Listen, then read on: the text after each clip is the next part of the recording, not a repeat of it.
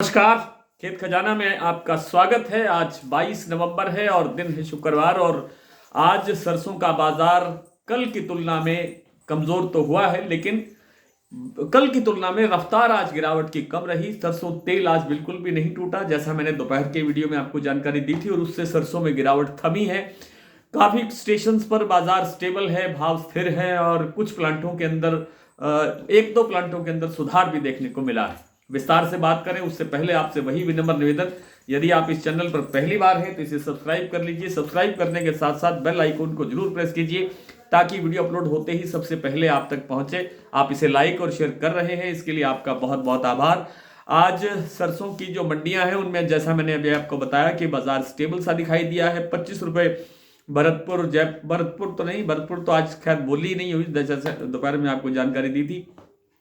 Jaipur, Charkhi Dadri, Delhi line पर 25 रुपए की गिरावट जरूर आई है, लेकिन सभी प्लांटों के अंदर बाजार स्टेबल है। और अडानी के प्लांट के अंदर बाजार 25 रुपए सुधार होता हुआ दिखाई दिया है। दैनिक आवक अभी भी 2 लाख बोरी की बनी हुई है। कोई प्राइवेट मंडियों के अंदर जो आवक है वो नहीं सुधर रही है, नहीं बढ़ रही है, और बढ़ने की संभावना भी अब बिल्कुल नहीं है। केवल और केवल जो सरकारी एजेंसियां हैं जैसे नेफेड है, एफेड है, इनके पास जो स्टॉक है, जैसे जो कल किसी ने पूछा भी था कि कितना स्टॉक है, तो 15 लाख टन के आसपास का स्टॉक होना चाहिए। अभी तक जो तस्वीरें सामने आ रही हैं, जितना इन्होंने बिक्री करने के बाद जो अनुमान लगता है कि 15 लाख टन के आसपास सरसों अभी भी सरकारी एजेंसियों के पास बकाया है।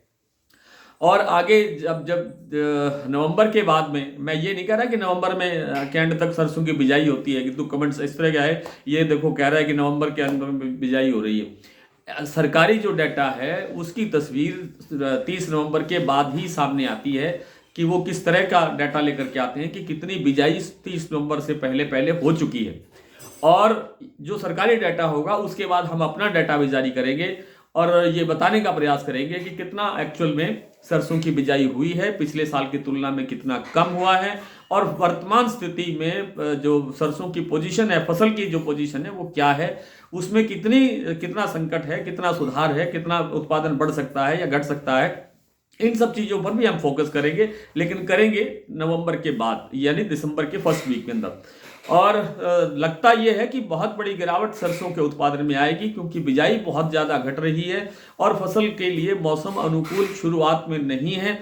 अब कुछ स्थितियां ठीक हो रही हैं तो शायद ये कुछ मददगार बने, लेकिन आगे स्थितियां कैसी रहती हैं, मौसम कैसा रहता है, इन सब बातों पर निर्भर करेगा बाजार। लेकिन अब मंदा थमने की जो प्रबल संभावना बन रही है, यहां से और ज्यादा गिरावट आने की संभावना नहीं लगती है। कल का दिन देखने वाला है और सबसे ज्यादा महत्वपूर्ण होगा अगला सप्ताह, यानी नवंबर का जो तीसरा सप्ताह शुरू हो जाएगा परसों से और सोमवार से। तो कुछ मंडियों में जिन प्लांटों में सुधार हुआ है उनकी भी बात मैंने आपको बता दी। अडानी का जो बूंदी और अलवर प्लांट है वहां पर बाजार 6625 रुपए हो गया है, कल की तुलना में 25 रुपए बाजार सुधरा है। वनसेटिबल सीतापुर का प्लांट जो है 6700 पर स्टेबल है। गोयल कोटा का भाव 6400 पर स्टेबल है। सलोनी के सभी प्लांट 7200 पर स्टेबल है। यहां कल 25 रुपए का सुधार शाम को हुआ था। भरतपुर मंडी का भाव 6250 रुपए वैसे ही बोला गया है, इसमें बोली नहीं हो पाई है। अगर बोली होती तो कल 6262 रुपए का जो भाव था, कम से कम वो तो जरूर रहता। जयपुर 6650 रुपए, दिल्ली 6450 रुपए, चरखी दादरी 6425 रुपए, अलवर 6250 रुपए, बरवाला 6100 रुपए, हिसार 6000 रुपए, मुरैना 6000 रुपए, ग्वालियर 6300 रुपए, खैरथल मंडी 6200 रुपए, टोंक मंडी 6205 रुपए, निवई मंडी 6225 रुपए, सिवानी मंडी 6050 रुपए, खेरली मंडी 6300 रुपए, नडवई 6250 रुपए, आदमपुर 5940 और श्रीगंगानगर में आज सरसों का भाव रहा 6175 रुपए। आज इतना ही, कल आपसे फिर मुलाकात होगी, तब तक के लिए नमस्कार।